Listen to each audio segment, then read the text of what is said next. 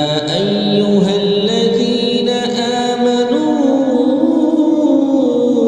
إذا نودي للصلاة من